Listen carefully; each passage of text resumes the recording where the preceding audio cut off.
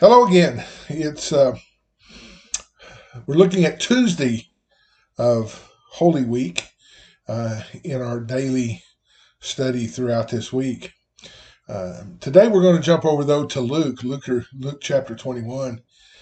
It picks up there about verse 5 and then goes on down through the rest of the chapter. Now, if you've been with us on Wednesday nights, you'll know most of last year was spent studying Luke verse by verse, and so some of this may be very familiar to those Wednesday night folks or those that's been following our Wednesday night teaching online.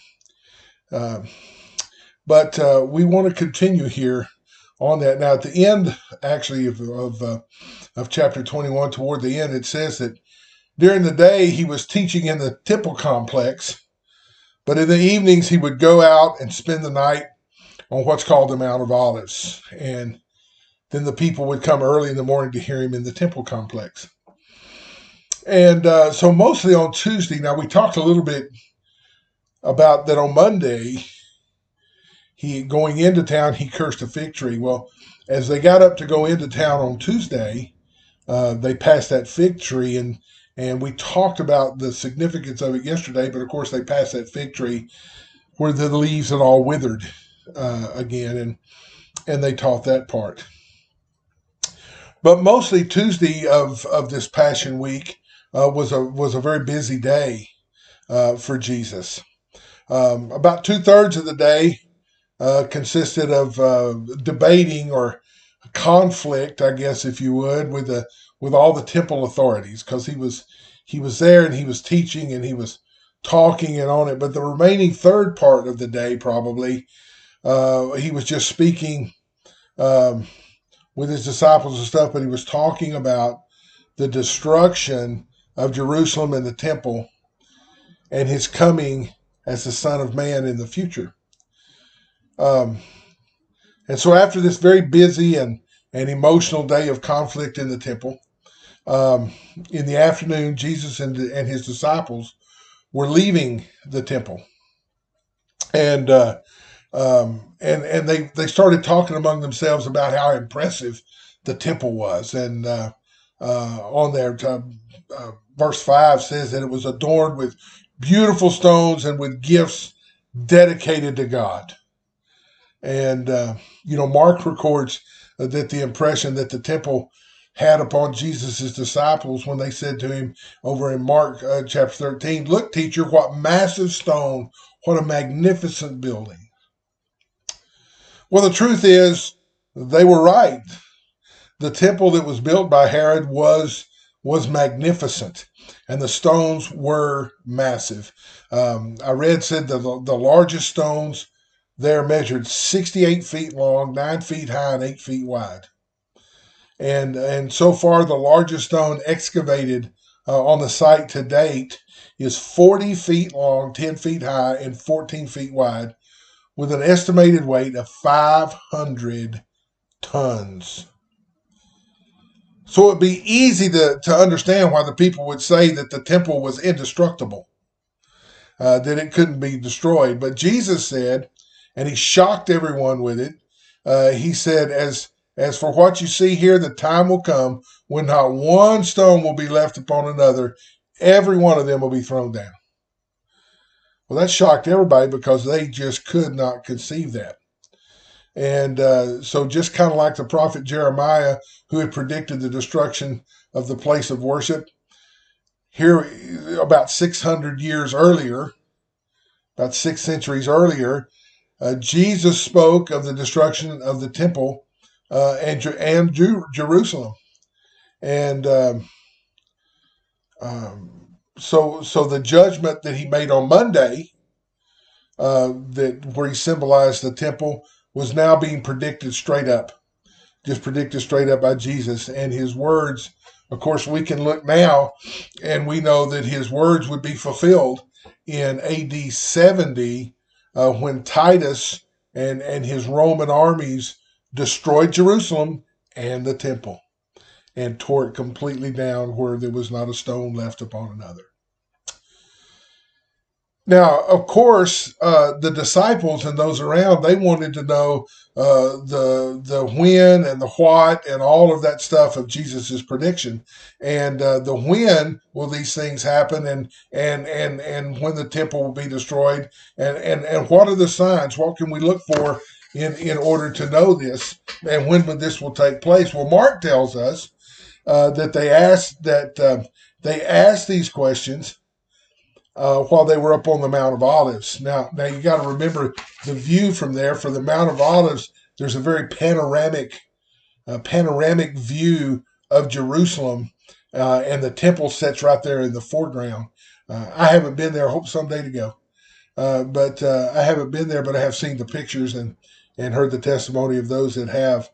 But what follows in Jesus's reply all here in Luke chapter 21, started there about verse 8 and on down. What follows is, as we talked about back in our study of Luke, is what we know as the little apocalypse. Okay, it's as opposed to the apocalypse in the book of Revelation, but what it is, this is probably the most complete teaching on the destruction of the temple in Jerusalem and all of the events that lead up to his second coming. And when you're reading through here, it's hard to distinguish sometimes what is he talking about, the destruction of the temple or the end of time and his coming and all that. So you kind of got to keep that in mind as you're going through there. And because really sometimes the two events are kind of intertwined together. But regardless, though, the destruction of the temple is the foreshadowing of things to come. And so what happens to the temple and Jerusalem will happen at the end of the age. So we're looking on into the future. Now it's in a lot of ways Luke's account differs from Mark and Matthew's accounts, and most of that is due because of the audience. We have to remember that Luke's audience, when he's writing his gospel, his audience is mainly Gentile, non-Jewish believers, and so he focuses more on the destruction of Jerusalem than he does specifically the temple, and Luke doesn't use a lot of Jewish terminology that may be more commonly found in Mark and Matthew. But Luke's list of signs or events that point to the end, two are probably not as complete. Probably not as complete as Mark and Matthew's, um, because Luke doesn't mention Jesus is coming, uh, or that the days of distress and tribulation will be shortened. Those kind of things probably most stand out. But what is significant is because of Luke's purpose here. Because what he is emphasizing on believers here is the enduring of difficult days, the enduring of stressful times, times of troubles. And because what he's talking about here, they're not going to be removed. They're going to have to walk through some times of troubles. But he's telling that Christ will be there. Christ will walk with you as you endure difficult days. Um, and when we think about it, isn't that our experience too? I think that's great. God doesn't always remove our circumstances. He doesn't always answer the prayers the way we think or want them to be answered. Okay. He doesn't always remove the problems, but what he does do is he will go with us. He'll walk with us through those difficult times that we have, and he does give us comfort. He gives us encouragement. He gives us wisdom. He gives us grace to walk through those. And so that's kind of Luke's theme. He kind of highlights that theme of encouragement and not escaping from the troubles, but walking through them. And so um, there, Jesus says to him, "Stand firm, lift up your heads, because your redemption is drawing near. Know that time is coming." And we can certainly take on that today as we stand here today. That's what I've been saying, is understanding this week and understanding what Jesus was talking about. Instead of just individual things, understand what Jesus was laying out for the whole week. We can take heart in that. We can be encouraged in that and what we do. I'm always reminded of the writer in Hebrews when he says, "Let us fix our eyes upon Jesus, the author and perfecter of our faith, who for the joy set before him endured the cross, scorned its shame, and sat down at the right hand of the throne of God. And consider him who endured such opposition from sinful man, so that you will not grow weary and lose heart." Folks, we can't grow weary and lose heart, because when we look at Luke's account and we're reading here, we might as well be looking at something right off our news feed.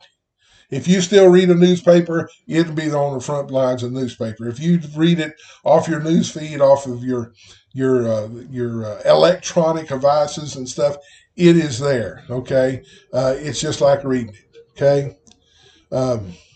Jesus told us that. He said there's going to be a lot of fearful predictions. You're going to get a lot of false prophets saying, "I'm he, and the time is near," and all of those things. What it says in verse 8, if you read the chapter there.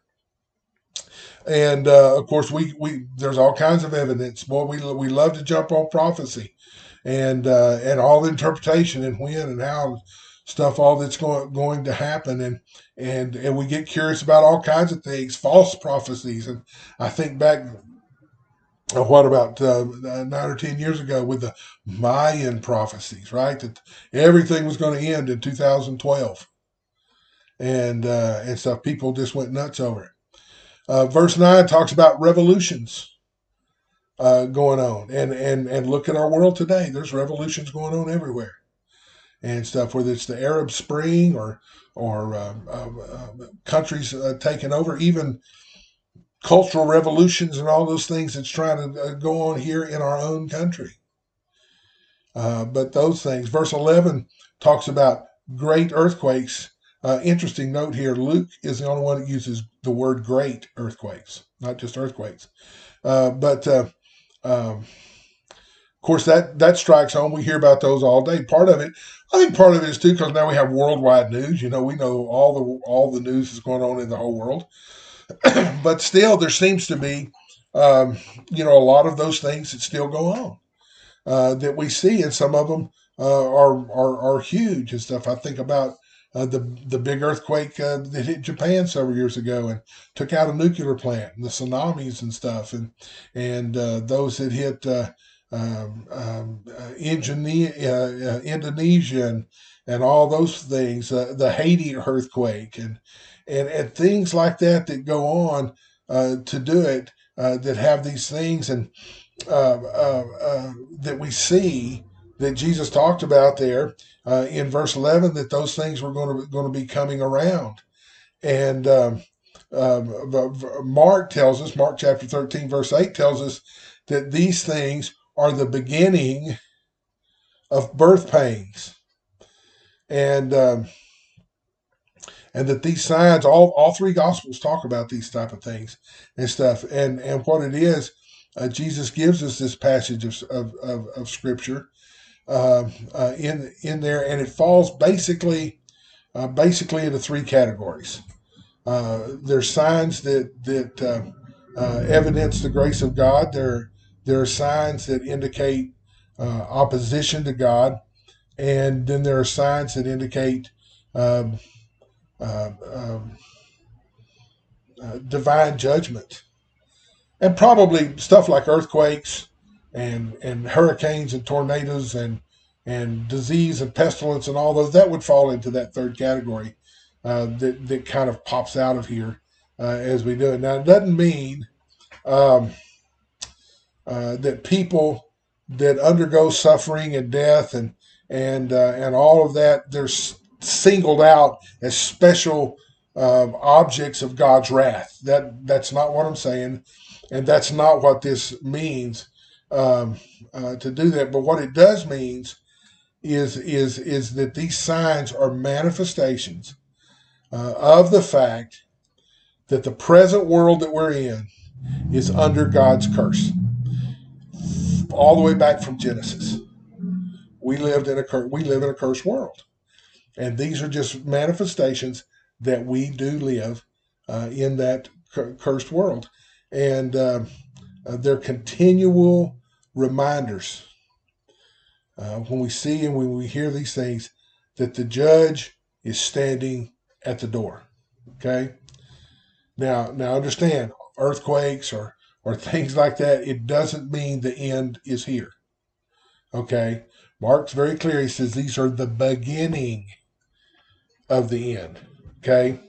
And they point to the end, and that the pledge that the end's going to come, that day is going to come, and they're just indications that God is still working, and He's working out His purpose in history.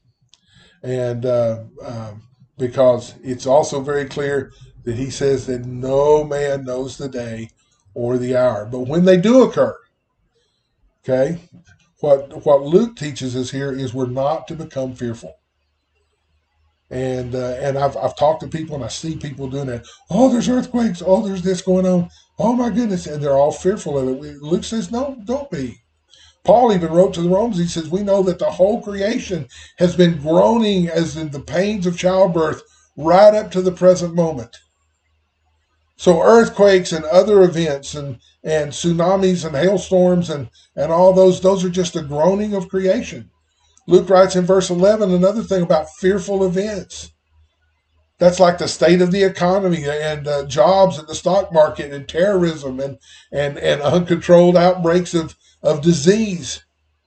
Boy, do we know about that, right?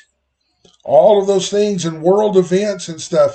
And put that with all the daily fears that we have that relate to our families and our health and our security and all those. Look, those can become fearful events. But we shouldn't be fearful. We shouldn't be fearful because Christ is going to walk with us through that. Verse 23 talks about great distress in the land. Okay? There's an uneasiness. There's an uncertainty in the land today. There's divisions within our country, within our state, within our nation. All of those things, those are great distress in the land today. And there's persecution. There's even death, as he says in verse 12, on account of my name. That's what Jesus said. There's going to be persecutions, even death, on the account of his name. And Jesus, Christians are increasingly facing a hostile world. If you've lived very long, if you're an adult, then you've probably even seen a change, even if you're in your 20s or 30s. But if you're even older than that, you've seen more and more change. But it's increasingly hostile. Okay? A lot of times we thought, well, that's just in other countries. No.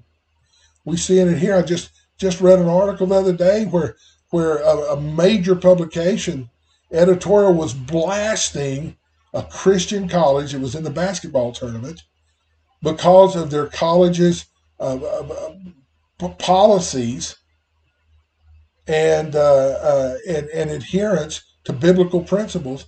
They said that team shouldn't be allowed to play basketball. They ought to be kicked out of the NCAA. Now, why? Because they have biblical principles.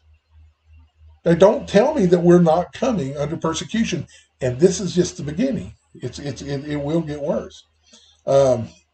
Talks about verse 16 talks about betrayal and divisions within our own families. Well, we know that the family unit is being attacked and destroyed today. It talks about that there's going to be signs in the sun and the moon and the stars, and there'll be anguish on the earth among nations bewildered by the roaring sea and waves. Okay? I can remember, I never even knew I grew up in West Texas, man. I didn't know what a tsunami was. But now we know about what tsunamis are, and you're always hearing about a tsunami warning here or there. We've seen the great devastation that some have reaped just in recent recent history to do that. Um, Verse 26 says, people will faint from fear and expectation of the things that are coming on the world because the celestial powers will be shaken. Look, people, we live in apprehensive days.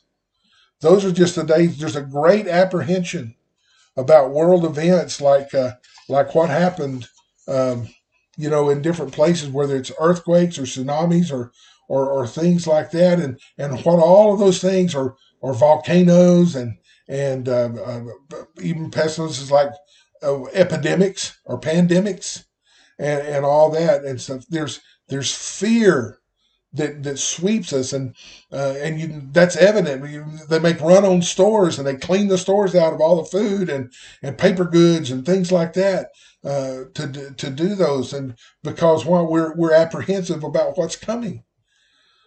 We do live in distressful days. And as believers, we're going to experience those things, and we're going to expect more of the same in the future. As I understand and as I interpret these events that Jesus is dealing with here, that these lead up to his second coming, and they're going to grow in intensity as we get closer and closer and closer to that day when Jesus returns. But into the midst of all this, in the midst of all those things, Luke tells us, and what Jesus is teaching here, we can endure. Believers can endure. They can stand firm in distressful days because Christ is with us. He holds the future. And so, as they say, when your world comes tumbling down, just remember Christ is a solid rock. In fact, Luke tells us here in this same chapter, verse 9 says, when you hear of wars and rebellions, don't be alarmed. Indeed, these things must take place first, but the end won't come right away. Jesus says, don't be frightened. Okay? Don't let events like this shake you. Why? Because these things must happen first. And the end will not come right away. Okay? But Luke tells us that Christ will be with us, that he'll walk with us in those times of persecution, and he will give us the words and the wisdom that we need, it says in verse 15. Incidentally, Luke is also the only writer that uses the word wisdom. And these days that we're living in call for wisdom and discernment. And Luke even adds that not a hair on your head will perish, in verse 18. Okay? See, death can't kill us. Death cannot kill us. Christ will be with us, and he will keep us. And he also encourages to look to the Lord, because all these things point to our redemption drawing near. That's what it says. Points to our redemption drawing near, and the coming of Jesus to bring the fullness of his salvation and to complete the work that he's begun in us through his blessed hope. And when he personally comes, and the fullness of his coming. So let me just wrap this up here and say, because believers are going to face difficult days, and because Jesus is coming back, Jesus says, be on alert. Be on alert. Don't become careless. Don't give up and choose to go with the flow of the world. Don't do that. Don't let the world weigh you down. Don't let the anxieties of life cause you to give up and to not endure and not push to the end. Because the day is coming soon. The day is coming soon. He tells us, be alert, be on watch, and to pray. And to continue to pray. Both Matthew and Mark emphasize that same need to be ready, because it's going to occur when we least expect it. All those things, earthquakes and tornadoes and all those things, they just come before you. It's when you least expect it. And they kill and they swallow up all these people when those happen. And so we need to always be ready. Life is uncertain and it's brief. And because it is, we need to be always ready. And by being ready, that means living on ready. And as verse 36 tells us, when we are like that, then we'll be able to stand before the Son of Man. And so let me just encourage you through this day, and we'll see you tomorrow on what happens on Wednesday. And I hope that you're getting that, and that you're always ready for the Lord to come as we continue to walk through and celebrate